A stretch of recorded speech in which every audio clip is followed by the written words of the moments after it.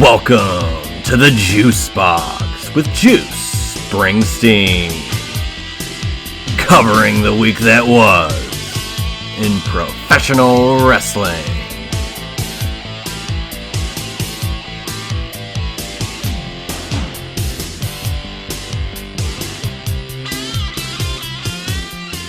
And welcome once again to the Juice Box. I am Juice Springsteen, coming to you guys a few days after the chaotic, insane roller coaster that was WrestleMania weekend.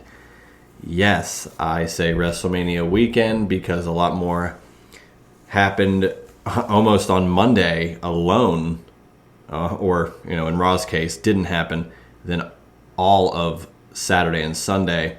But we will dive into that. First and foremost, if you guys could follow me on Twitter at JuicySteen. You could follow my Instagram at Juicy Wrestling Closet. Rate this podcast on iTunes 5 stars. That'd be a great help for this podcast's growth going forward. You could write a review if you'd like as well. Talk about how boring I could be sometimes. But, as boring as this show could be, the details aren't that boring. It's just me, But be that as it may. Also can go to juicysteen.podbean.com to follow this show. And as we get into it all, let's just go right to the biggest news story, maybe outside of the ring, is the sale of WWE, which finally happened after months and months of speculation. Potentially the Saudi Arabia group, potentially Disney, Comcast, but lo and behold, Endeavor is giving WWE its future. And under one umbrella, we have WWE and we have UFC, which is fascinating to say the least. I'm not going to get into the super nitty-gritty of it all. It's a big deal, $21 billion. It's billion with a B. However, it's just interesting that when this was first announced, the excitement, it was first kind of hinted at on Sunday afternoon before the WrestleMania Night 2 stuff went forward. And by Monday, it was officially announced as a sale. Now, I do think overall it is a good move for WWE.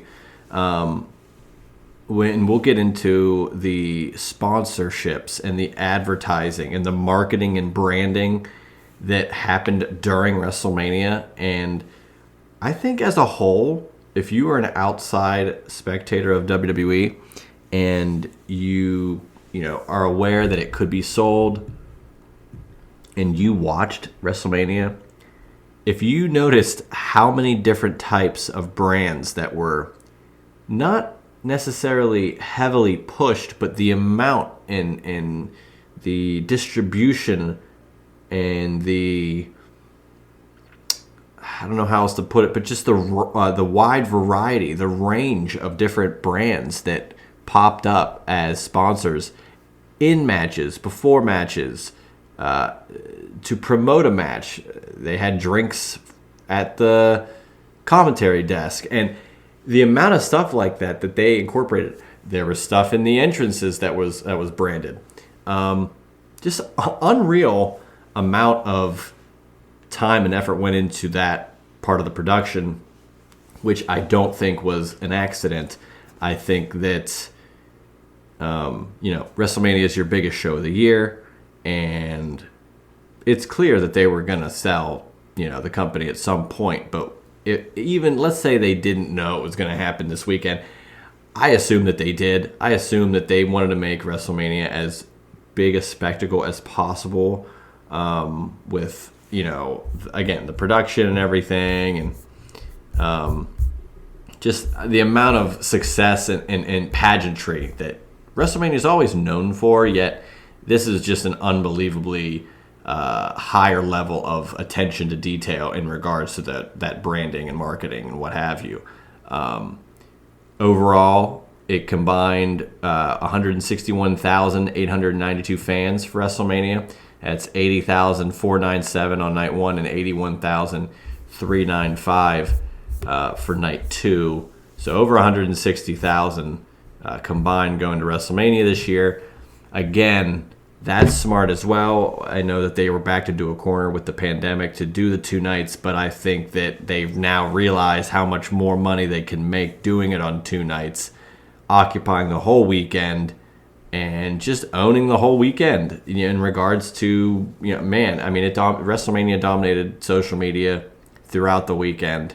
And it's just a smarter move. So all those things considered, I don't see how Endeavor wouldn't want WWE and make that play at $21 billion now, as the whole company is going to have UFC and WWE under their umbrella. They're going to have arguably the biggest sports entertainment company. And MMA is top dog. UFC has a lot of loyal, diehard fans. It's a huge model. Their shows they have so many shows now. It's less about just the pay-per-views. They have stuff during the week. They have their Fight Pass. They have stuff on ESPN Plus, which is another point, I'd like to get to, is that I'm not as concerned with some of the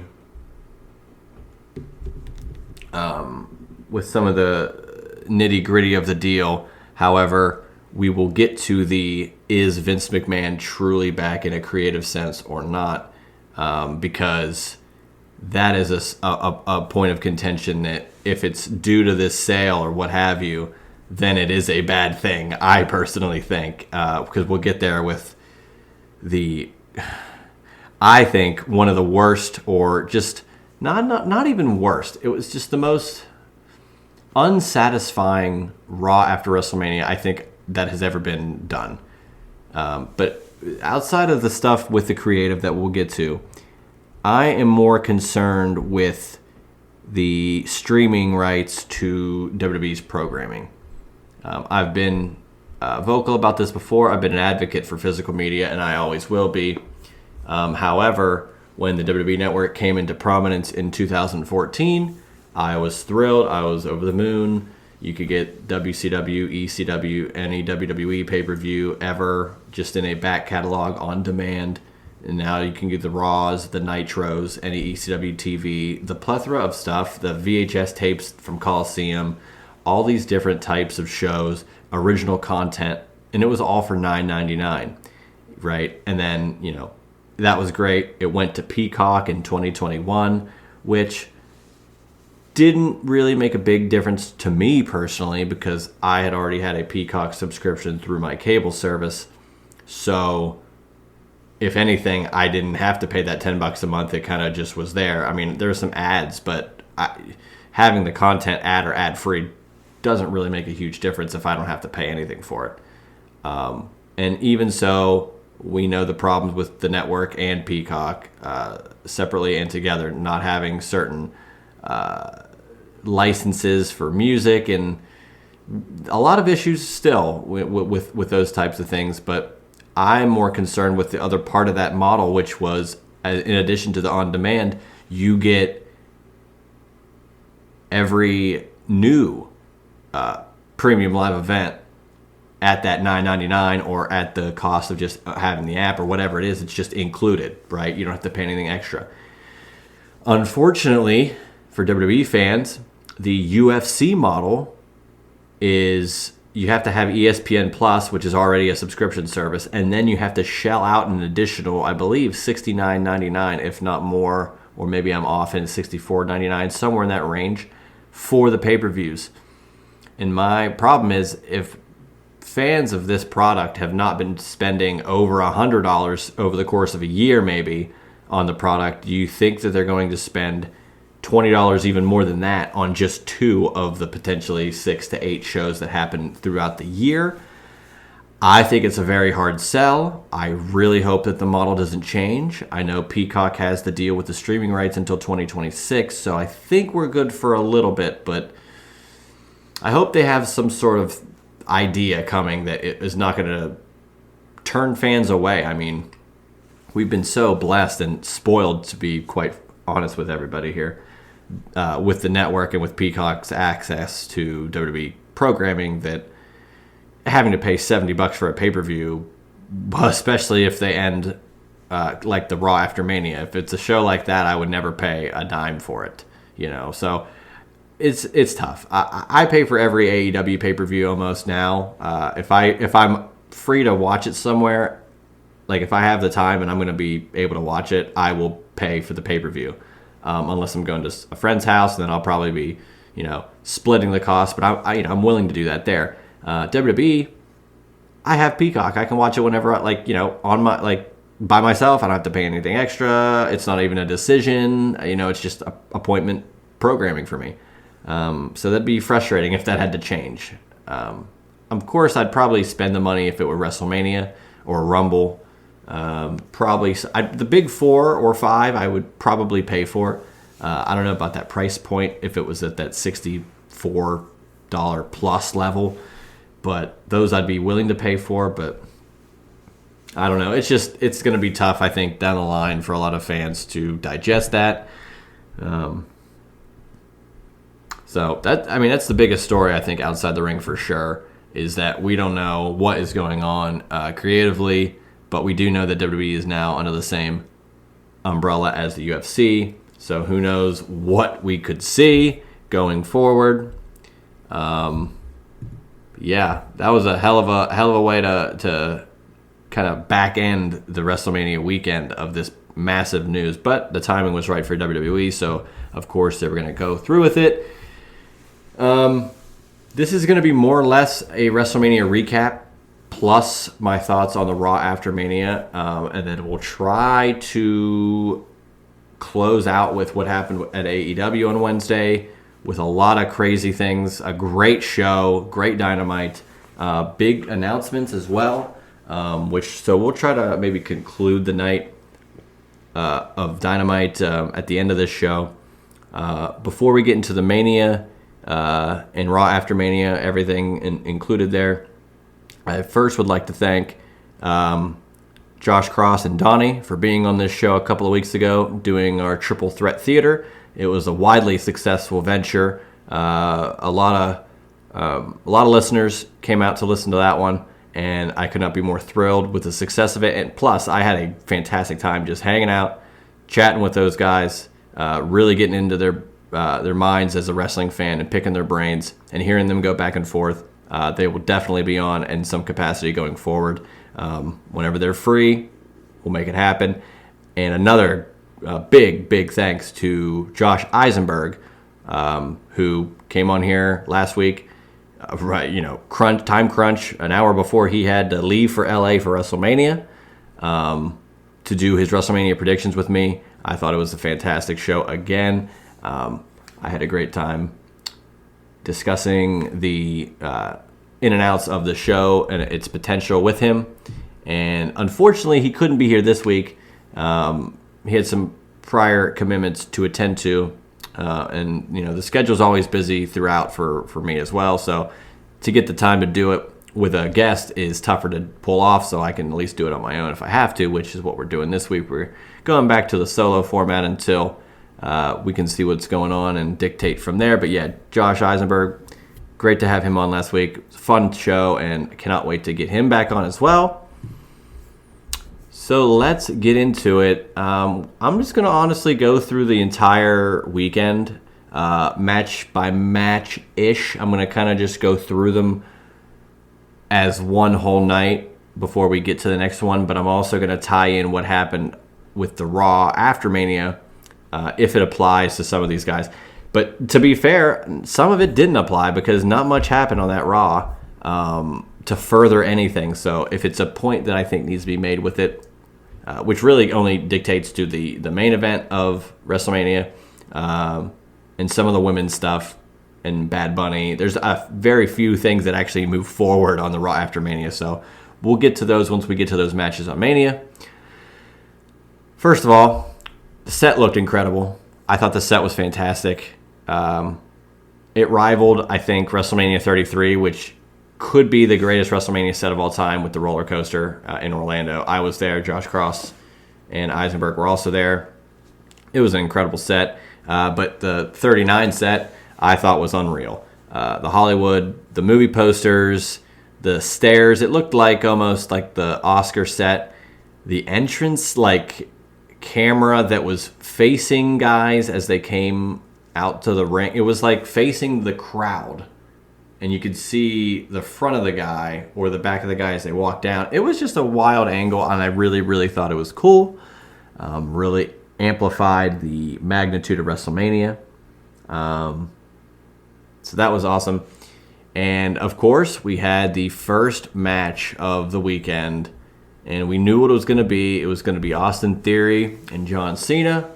John Cena had probably his best entrance, I would say, of all time. Just on the fact that it has been known for such a long time now that John Cena is a great, great asset in WWE outside of the ring as much as he is inside the ring. And he's inside the ring. He's a 16-time champion, world champion, which is rivaling only one other man who has that many titles. So, I mean, him in the ring in WWE is a big deal. But outside of the ring, he has the most Make-A-Wish appearances of all time, I think, of any person, celebrity, athlete, what have you. And this was a great entrance. He had, I want to say maybe 15, maybe a little less, Make-A-Wish kids there on the stage with him. And he came out and kind of high-fived them all. And it was just a great little moment. And man, could you imagine being one of those kids being on the stage to get to experience that? John Cena is just through and through, just a great talent, great guy, great, again, asset for the company, great ambassador for WWE. But he also was a great wrestler to put people that are younger than him over, and he did. And Austin Theory won. Now there was a little bit of an object in there, but Austin Theory wins the match. Very necessary, I thought, for him. Going forward, I still really don't know what is going to happen going forward with him. I don't know if he's going to try to elevate this U.S. title to another level. Is he going to go after Money in the Bank again? Like, I don't know what really Austin Theory, is his ceiling the U.S. title? Because this seemed to be his biggest match ever, and he beat John Cena, but like he was already champion. He already won Money in the Bank. Maybe Austin Theory is your front runner for Royal Rumble next year. Maybe a Final Four pick. I'll throw that out there. The next match was, the next match we're about to talk about, the WrestleMania Showcase Men's Fatal 4-Way Tag Match, less than 9 minutes. I gotta say, might have been the most underrated match of the whole weekend. First, they put Titus O'Neil on commentary. Yes, it's random as hell. But damn it, did Titus O'Neil have the most fun, I think, any commentator has ever had watching this match, calling this match. We had, there was an unreal shooting star press from Ricochet from the top rope to the outside where he's in the air, and as he rotates around, he sees the announce table, and he kind of, no other way to put it, but paused in midair to just go straight down instead of continuing his momentum and going through the table. So unreal control by Ricochet. We had Angelo Dawkins, just a bulldozer on Braun Strowman on the outside of the ring when Braun was doing his train gimmick. Hell of a move there. And again with Braun, Gable hitting the rolling Germans. He rolled through and hit a unreal German on Braun. Probably the highlight of the match for me. Street Profits get the win, and the next night at Raw they lost to KO and Sammy, but no heel turn. Nothing that I predicted. Some of my predictions were on, some were off. I was 5 for 7 on night 1. I wasn't as successful on night 2. And overall, a lot of my creative predictions were just not there. But it didn't mean that the show wasn't as exciting, though. There was still a lot that I might not have predicted to happen, but I think the things that did happen I was very satisfied with regardless. But man, yeah, that showcase match was a hell of a match. First of many promotional type involvements with matches at WrestleMania here with Seth Rollins against Logan Paul. I thought it was a fantastic match. It delivered everywhere that I thought. We had Logan Paul coming in, attempting his best Shawn Michaels at WrestleMania 12 entrance. Yet he kind of looked a little less than, but he's a heel. That's a good thing for him to look less than if it's going to be in regards to an entrance. But I thought the match was fantastic. We all know what happened in the end here. There was a Prime bottle. Now, Prime is this new energy drink that Logan Paul's doing with KSI, who is, I believe, a boxer, YouTuber, songwriter, everything. And the Prime bottle, you knew someone was in it because it was a disguise. There was something over the face. Lo and behold, it was KSI. I couldn't believe it. And they did a similar segment bump where from the Saudi Arabia match that Roman had with Logan, where he did the Roman, you're going viral frog splash with the video on his phone. This time, KSI and Logan had Seth down on the announce table. KSI has the videotape on his phone going while he's still in this Prime bottle looking ridiculous. Logan goes up to the top rope and hits the Triple H spit with the Prime, but as he's looking up and then proceeds to jump, perfectly timed, I thought. Again, for guys that aren't in wrestling, I thought the transition and smoothness of this didn't look as bad as I thought it could be, because it's tough to make a spot where someone pulls someone out of the way look legit. But I thought it was very good timing, because you would think, oh, Logan could have just stopped his momentum from jumping, but it was like perfectly timed where Logan jumped and Seth put KSI there, and a frog splash through a Prime bottle happened, and it was unbelievable. So, great match. Seth Rollins gets the win. Here's another problem with Raw after Mania. Seth Rollins comes to the ring. So he had an orchestra, by the way. He had an orchestra a conductor doing his entrance at Mania. But instead of letting the fans do it, they kind of like piped in the song with the conductor, and it was not great. They didn't have any faith in the fans singing it, so they didn't do it, and it was terrible. However, Raw after Mania comes out, his music hits, everybody's doing it, it's great. And it's been reported, and there's video of it. You could see there's a camera guy or some people coming down mid-commercial to tell Seth Rollins. He kind of takes the mic away from him, and the segment's kind of changed, and he just came out for nothing and then left. Great spot for Raw after Mania. I have no idea what we're doing. Why? Seth had a very prominent win. He easily could be slated into the world title picture. He's got history with Roman. Nothing. Absolutely nothing. An audible was called during a promo. So take that with what you will. Damage Control got future endeavored practically by Becky, Lita, and Trish. I mean that as a group, not as contracts being up or anything.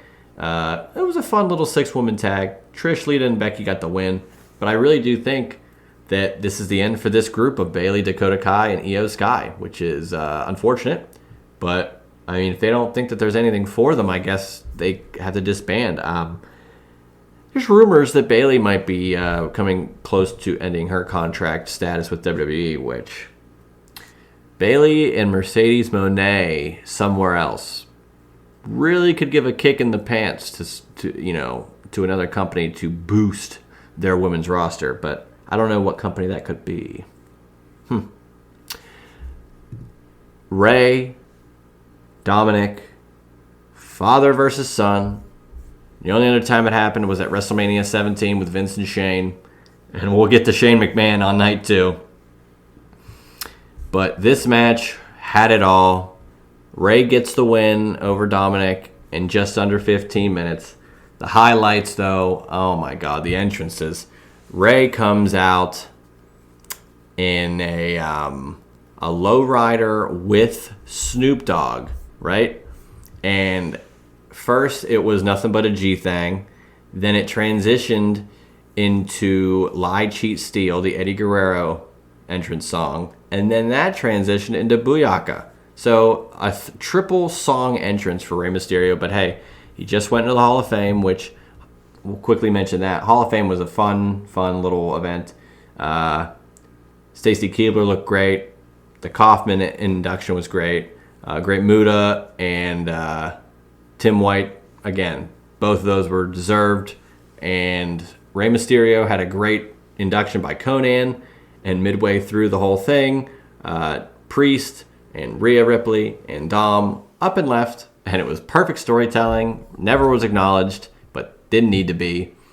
So Ray's entrance was incredible. Dom was in a paddy wagon, and the sirens hit. He was wearing a Rey Mysterio mask. He was in cuffs, and he was let out of the paddy wagon. Just the storytelling here. I have to give it up to the Mysterio family all around. Aaliyah, the mom, Dom, Ray.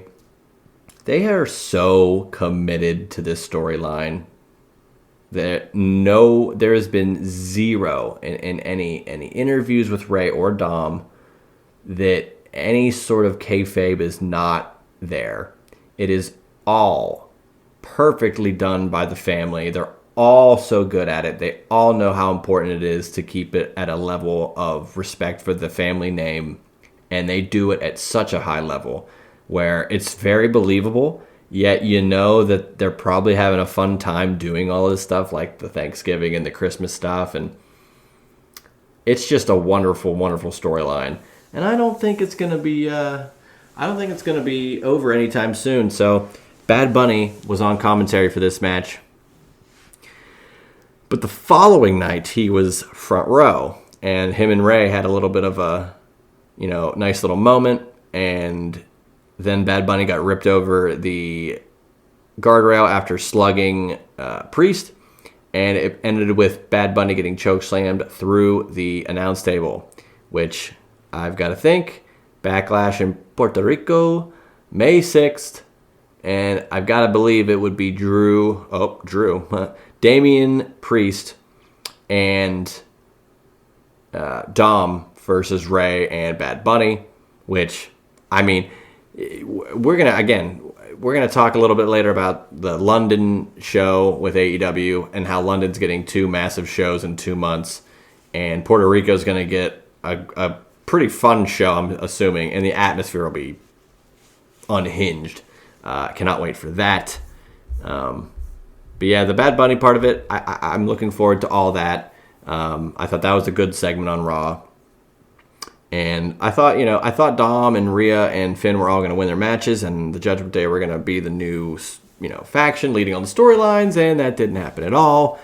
One of the 3 won, and the Bloodline kind of still is, ahead of the game. So, what the hell do I know?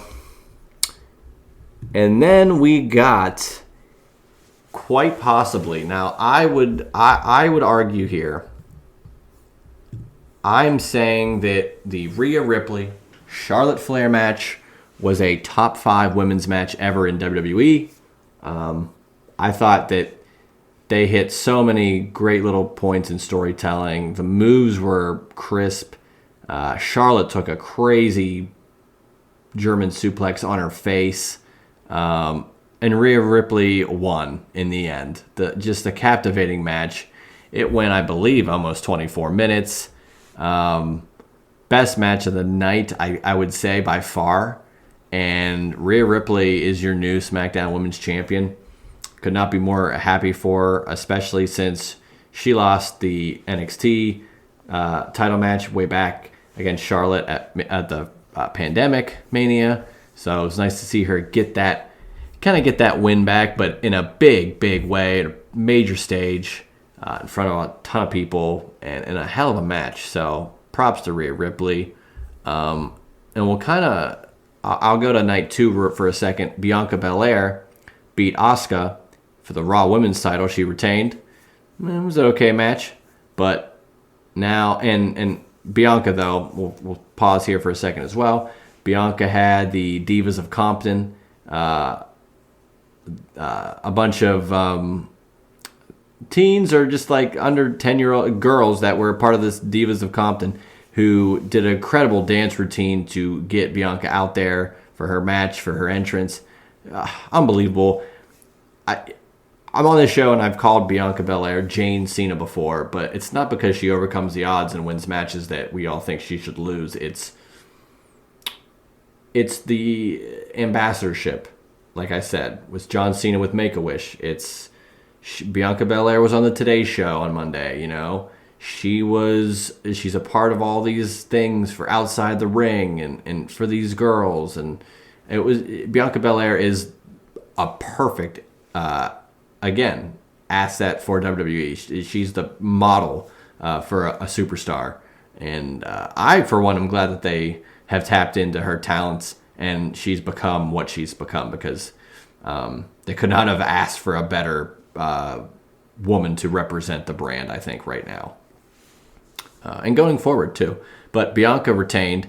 So I am putting it out right now. Way too early WrestleMania 40 predictions. I'm predicting. Now, whether there's titles involved, like multiple titles, if they're both still champion by then or not, I hope not. But I am wagering that the night 1 main event of WrestleMania 40 will be Bianca Belair versus Rhea Ripley. Mark it down right now. And I think it would be a hell of a match if that happened.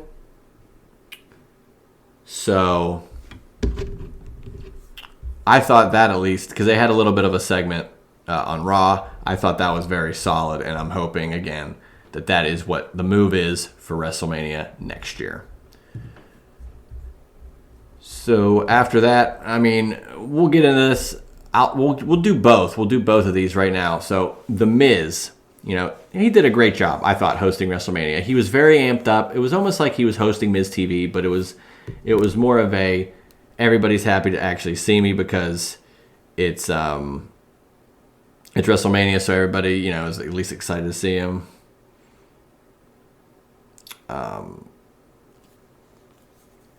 But he had Pat McAfee and Shane McMahon 2 separate nights come out as surprise matches, both done by Snoop Dogg, who helped host as the Dogfather at WrestleMania. Pat McAfee one was cool, you know, it was nice to see him back again. But the real story is the second night, where The Miz is going to go against Shane McMahon. Shane McMahon comes out.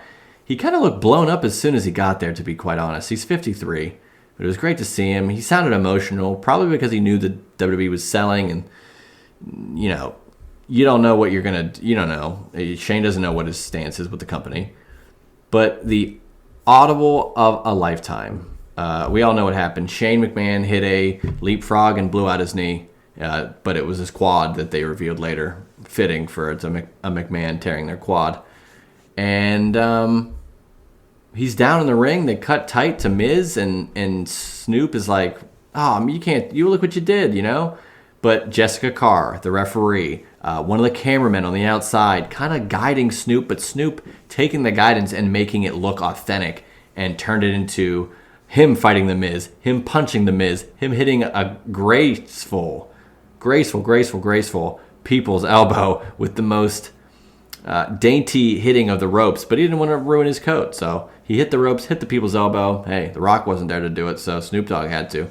And quite honestly, you could get any wrestler throughout history, and if that type of incident happened, 90% of them potentially, I would say, would not be able to react with such grace as Snoop Dogg to finish the segment without any problem and make it look as if it were planned. You know, it was incredible. So Snoop Dogg killed it there. And then, main event, night one. Usos, KO and Sammy. Huge pop for KO and Sammy. The crowd was on fire. Sammy pinned Jay, which incredible storytelling there, And both those guys, KO and Sammy, and Bianca, were on the Today Show, which is pretty cool. And then they were back on Raw. So they flew out to New York and then flew back out to LA. It was awesome. KO and Sammy winning. It's a start. It's the start of the bloodline decline. But it wasn't the end-all be-all, as we find out the next night. But it was the right move. Not much really to add to it. They beat the Street Profits on Monday. But I'm looking forward to seeing who they're going to defend the titles against. Will the tag titles come to prominence again? Will they split the titles up? Really don't know. But another little tidbit, though, in that Ray-Dominic match, there was the Cinnamon Toast Crunch advertising with a giant piece of Cinnamon Toast Crunch cereal near the entranceway. So you had the Cinnamon Toast Crunch, you had the Prime drink. They showed also a couple different shots. I know Australia, I know Germany, where they were showing fans watching feeds of WrestleMania and getting just like electric over certain things, like when Rhea won the title, and it was pretty cool to see how worldwide. I mean, people watch WrestleMania all over the world, but to show that stuff again, it was all in a way to show, hey, we're selling, but like look at what we're selling. Like this is the most like WrestleMania that has been out in a while. Like the pageantry was at a very high level, I thought, throughout both nights. So now we're into to night two. Ronda and Shayna Baszler won as I thought they were going to, so really no surprise there. But it was what it was. Now, probably the best match of the weekend, I would say. Drew, Sheamus, Gunther, Titus O'Neil on commentary again. Mike's Harder Lemonade was the sponsors. They had him at the desk. I just loved it. I loved everything about it. It was probably the best Intercontinental title match at WrestleMania history. That's, I would say, beating Piper Brett from Mania 8. Just hard-hitting. We all knew what this match was going to be. And Gunther retains. I don't know. I think he could go a while without losing this IC title, but I think that there's a lot more for Gunther going forward, and I'm hoping to see him maybe win Money in the Bank if he's not champion. And it's in London. I think that'd be a fun choice. So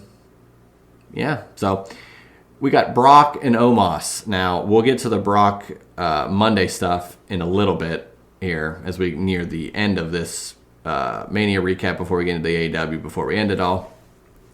But Brock defeated Omos. Omos got a lot of offense in. The match was under 5 minutes. It was perfectly timed. I thought Omos looked great. He looked destructive. He looked serious. He looked legitimate. And yet Brock still hit him with that F5 to win. So it put Brock over in a major way. I thought it was the right call. I don't know how else they would have been able to do that match. I mean, I thought Omos could win, but clearly with what they did on Monday, it seemed that Brock was destined to win this match the whole time. So be that as it may. We had the Hell in a Cell, where there was no Christian, there was no Gangrel, there wasn't even Finn Balor winning. But we got to see Demon Finn. We got to see an elevated Terminator T1000 Big Papa Pump mesh, super metallic, platinum-looking Brood Edge entrance, which was insane. If you get a chance to see that mask or see the entrance in full, I think you should. Huge gash on Finn's head during this match with a ladder. Long gash on his head. He was bleeding profusely. They had to stop the match for a little bit, but they got him back up and running, and he finished the match, which is nuts. Edge wins. Don't know what that means. Don't know what it means for either guy. I'd like to see Edge go on a world title chase at some point, but I don't know when that'll happen, because he did have a match a couple years ago and he lost. with Bryan to Roman. So maybe not in the near future, but I think before he retires, he should have another shot at it. And then we'll get to, of course, the final match, Cody and Roman. Now look, I'll try to make this shorter than I feel like it could go, but Roman won. And I honestly didn't have a problem with it. I thought the match was fantastic. I thought the entrances were great. I thought, like, before the match even started, it just seemed like such a big match. And again, it's WrestleMania main event, but like it really did. It felt so much like bigger than other Mania main events. I mean, last year was with Brock, and we've seen that a million times. And the year before that was the triple threat with, like I said, Bryan and Edge. You know, so this match though felt so big in comparison. Yet the ending was not what we all thought. You know, for the most part, we all thought maybe, you know, this is Cody's time. If it's not Cody, who's it going to be? And now it seems that it still could be Cody, but maybe just not yet. And for reasons we really don't know, that comes into question with the whole, is Vince a part of creative? Because Raw seemed to be more of a Vince show-ish. There's rumors he'll be doing SmackDown tonight, but we don't know. It's bizarre, but you know, so Cody loses. We go to Raw, and it opens up with Roman. And, well, Triple H opened the show saying, you know, we're not going anywhere, you know, blah, blah, blah, blah, blah. He's going to announce something on SmackDown again. I said, I don't know what Triple H is trying to do. I'm sure, I feel bad for him because I'm like, we all remember how incredible Clash of the Castle was. And the feeling of like, wow, this is a Triple H show. This is his regime now. It's a stadium show in the UK. And it was unbelievable. Everything was fantastic. They had a lot of good storyline stuff. Dom turned heel. Drew almost won the title. Gunther and Sheamus had a legendary classic. And for all that now, and we're here, and it seems like it's kind of stalled because of the sale. And Vince is kind of back, and he's got a mustache, and he looks creepy and bizarre, and it's just not right. So Raw happens. And they set up a tag between Roman and Solo and Brock and Cody. And yeah, from the start, you're like, damn, this is exciting. Cody and Brock, we've never seen this before. Brock Lesnar last tagged in like 2004 in WWE, you know. And before that, like even longer, he tagged with Shinsuke at some point in New Japan and all that. And we, you know, Raw happens, and like I said, very minimal stuff happened. Omos won a quick one, and the Usos got sent home by Paul, and kind of told the Usos that Roman was, you know, getting ready with Solo. But as soon as the Usos left, he said, "Oh, Roman, I took care of it." So Roman was there. There's more stuff with the storylines with the Bloodline, of course, but. They get to the main event, and they announce it, and Brock immediately F5s Cody. And this happens at like 10:52, 10:53. So, you know, you're thinking, who's going to come back? Which, by the way, Matt Riddle did come back earlier in the night. He was like the only surprise. No Braun Breaker, no Randy Orton, no Matt Cardona, no anybody else other than Matt Riddle coming back. And he hits Cody with the F5, does Lesnar. And Brock just beats him down for the whole rest of the 7 minutes of the show. And he ends the night. He's on top of the ramp flipping off the crowd and a heel turn. There's so many different things about this that I don't like. What's Roman doing at Backlash? Probably nothing. Maybe he'll have a match at the King of the Ring shows. But even then, I don't buy that. Like he wouldn't even need to be there. So when would he defend the title next? He doesn't necessarily even have to defend it at Money in the Bank. I'm sure they could get a placeholder between a show between now and SummerSlam, because it were to seem that SummerSlam is the move. And now you got Brock and Cody. So what is this? People are saying, well, Cody needs his hard times moment. He came back from AEW after all this hype, and he's been undefeated. And how could he just win? He was never going to win the title immediately. And I get it. But now you're going to have him beat Brock, assuming, let's just say the assumption is Cody is going to eventually be the one to beat Roman. Because if it's not Cody, I don't know if they have somebody in the wings at that high level to do it. So Cody, let's say he's going to beat Brock, and then he's going to, get to Roman, and he'll beat him at SummerSlam in Detroit, and it'll be a big stadium, and it's American cars and the American Nightmare and blah, blah, blah, blah, blah. I don't like that they're just going to shoehorn Brock in to lengthen this program with Roman when Roman's not doing anything. Like up for now, I know it's been one show, but it seems that they have no direction for Roman, and they're going to give Cody this Brock thing, which who knows when the Brock thing will be done. How long is it going to last? And there have been people on Twitter. I was talking to Drew about it. I was talking to Dave Hero about it. I was talking just in general about it, about how, people are saying, well, does it happen that often that Lesnar, it loses? And because my point is Brock beating Brock, it's big for Cody, but it means less than ever here in 2023. Because Brock, the argument could be that Brock is, he's done all these things in the last 10 years to boost him to such a high level to where if you beat him, it really means something. It's this big roadblock to get to Roman or whatever. And it's the comparison is that, 2012 Cena is 2023 Cody. However, Cena lost his match at 28 to Rock, right? He goes in next night. It's Lesnar. They have a match at Extreme Rules, and Cena wins. But then he wins Money in the Bank, and then he cashes in at Raw 1000 and loses, and then he lost at SummerSlam. But then at Royal Rumble 2013, he wins at WrestleMania.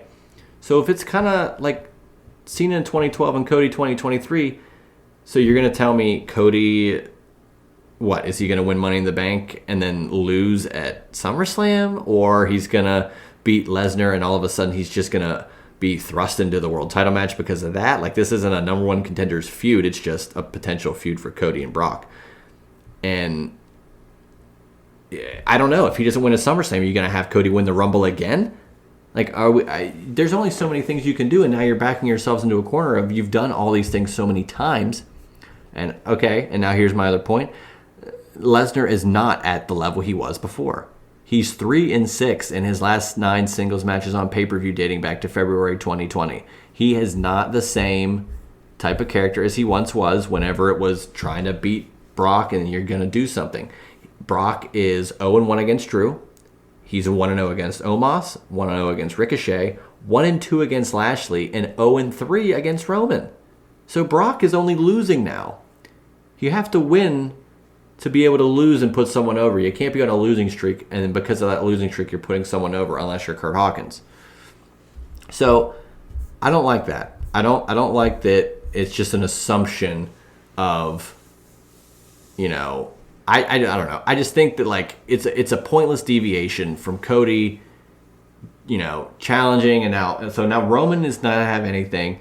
Cody's just gonna have the momentum just by beating Brock to beat Roman. It again, I've said it on Twitter. I'm gonna say it again. It seems uninspired. It seems lazy. It seems like, we want to do what we needed to do for WrestleMania, even though Cody was the right man, across the board for a lot of the fans, and a lot of people just think it's the right move. It's not like a minority thing. A lot of people thought Cody was the right move. A lot of people could have politicked and said Sammy could have been the right move, and I would have bought that too. And I'm not saying I liked the ending of WrestleMania, but I don't necessarily think that the next move is Cody going against Brock to get his hard times. Brock's not that guy, I don't think, as he was before. I could be proven wrong, of course. I'm proven wrong all the time. But I think there's other avenues you could take to further Roman, further Cody, and do something else with Brock other than be in this title picture. Because now he's a stepping stone to Roman when Brock and Roman had this legendary feud over the past 6-7 years. So, I don't know. It's exhausting. But Raw after Mania was exhausting to try to watch, so it makes sense. I think Brock's, in 2020, when he was champion and in the Rumble and then got beat by McIntyre, he got kicked out of the Rumble there, and then McIntyre beat him at Mania. That was probably as high as I could think Lesnar was as champion. And now that stock is not there. So for them to just assume Cody's going to get all this momentum based off beating Brock like that, I just don't think it's there, and I don't think it's the right call. So that was WrestleMania. That was WrestleMania in a nutshell. That was a fantastic overall 2 nights, and then Raw after Mania just put a bad taste in everybody's mouth. It was not a good Raw to follow that Mania, so that's very unfortunate. But now we'll get to a little bit more exciting stuff as we close out the show today. Let's get into some fun stuff. Dynamite real quick. All the AEW news. Jay White came out. He debuted. He is now All Elite. Big signing for AEW. And I know some people will say, get rid of all this talent. You have so many guys. Half of them don't even get on TV. Sign more guys. Sign more guys. Sign more guys. I think Jay White is a good signing. I think he could have gone to WWE and actually done a lot. There's every time someone comes up in contract talks, it's like, okay, well, they would be used this way in WWE, or they would be used better in this company, or whatever. And it's tough to say that and assume that like the WWE style is the same as AEW, because Cody's shtick in WWE didn't work in AEW, but it is the perfect framework for a babyface in WWE. Jay White has the stature, he's got good promo skills, and he's got great wrestling ability. And I do think it could have actually worked in WWE as well as AEW. But I think AEW has more freedom, and I think Jay White could see the writing on the wall, and I'm glad that he signed with AEW. MJF did a great Broadway segment once again. MJF Day, fantastic. I think we're really getting close to a 4 pillars MJF, Jungle Boy, Sammy Guevara, Darby Allin match at Double or Nothing, which would be dope. Big announcement from Tony Khan, which was London, August 27th, Wembley Stadium. Could be 90,000 people. I doubt it. I hope that they could do maybe 60 to 75,000. That would look incredible. They can make it look incredible with 50+ thousand. It's AEW, so I mean anything above a normal attendance for them to that degree, a stadium show, I think would be really impressive to look at on a visual level. And it's going to be All In, which is a very exciting announcement. Ever since that first All In back in 2018, they were challenged, hey, you can't do 10,000 for an indie show, and they did it. And not only did they do it, but then AEW became something out of it, and it was better for the whole business as a whole. And now with All In taking place in London, I think it really builds that international market and international flavor. Maybe we'll see Mercedes Moné. Maybe we'll see Kota Ibushi. Maybe we'll see Goldberg. No. Maybe we'll see CM Punk. We'll have to get Josh Cross and Donnie back on to talk about CM Punk for sure, because as much as it seems like he kind of doesn't want to be there or could be alienated from everybody in AEW, I really do think that deep down he knows, and Kenny Omega and those guys know, that there's so much money that could be made if they just kind of hash things out and make a program out of it. And a huge all-in show in London at Wembley could be the time for that. Give me Punk Omega at Wembley. That was fun. Main event, of course. Oh, man. So I love the Guns theme music, but they came out to Many Men by 50 Cent. Love that. Licensed the song, lost the titles. FTR wins, but it was great.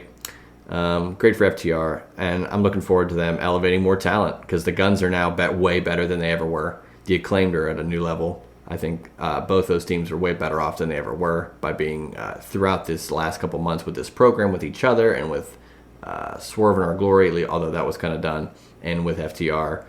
These teams just elevate each other all at the same time. Like I said, All In on August 27th in London. London also gets Money in the Bank on July 1st. So within 2 months of each other, they are getting Money in the Bank, which is arguably one of the top 4 shows in WWE, and then All In, first time since 2018, and who knows what surprises they have up their sleeve. Also, AEW has signed Nigel McGuinness to potentially just commentary, but if he's somehow cleared, I don't know his status about his in-ring, if he would like to wrestle again, because if there's one match I'd like to see, if it's on the table and possible, Give me Bryan Danielson versus Nigel McGuinness. Oh my God. London, very jealous. Very, very jealous about that. But yeah, I'd like to see 50, 60,000 for AEW in London. I think it's possible, and I think it would look incredible. But yeah, man, just a hell of a week. This is a fun show, going back through it all. I mean, night 1 was fantastic. Night 2 was great. Slightly disappointed with the finish, but it was more of a shocking disappointment. It was a disappointment that I liked because I just thought Cody was going to win, and they ripped it away from us once again, and that's good heat. That's the best type of heat.